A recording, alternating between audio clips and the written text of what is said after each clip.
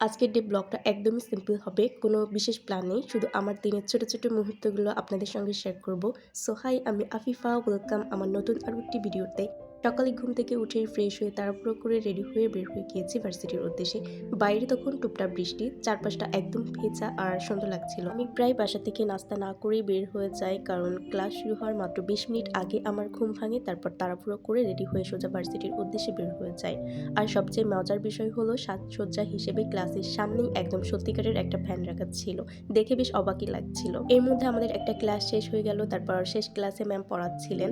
Class শেষে বাইরে বের হয়ে দেখি তখনও ঝুম বৃষ্টি চলছে। পুরো ক্যাম্পাসে পানি জমে গেছে। চারপাশের দৃশ্যটা একদম অন্যরকম লাগছিল। কিছুক্ষণ অপেক্ষা করার পর যখন বৃষ্টি একটু কমলো তখন আমরা বের হলাম। কিন্তু বৃষ্টির পর ক্যাম্পাসের রাস্তার অবস্থা ছিল বেশ খারাপ। অনেক কষ্ট করে সবাই রাস্তা পার হলাম। তারপর বাড়ি ফেরার জন্য একটা ইজি বাইকে উঠে বসলাম। আর অন্যদিকে আমার বান্ধবীরা আমাদের দেখে মজা করছিল। বন্ধুরা তো এমনই, একটু না খোঁচালে যেন তাদের চলেই না। যেহেতু আমাদের ক্যাম্পাসটা অনেক খোলা জায়গায়, তাই বৃষ্টির পর চারপাশের সবুজটা আরো বেশি সুন্দর লাগছিল। যদিও বৃষ্টি কমে গিয়েছিল তবুও আকাশ জুড়ে তখনও অনেক মেঘ। বাসায় ফেরার পর আবারও শুরু হলো ঝিরিঝিরি বৃষ্টি। জানি না কেন হঠাৎ করেই চুড়ি পরতে ইচ্ছা হলো, তাই একটু চুড়ি পরে নিলাম। এরপর রান্না করলাম, খেয়ে নিলাম, কারণ সত্যি অনেক বেশি ক্ষুধা লেগে গিয়েছিল।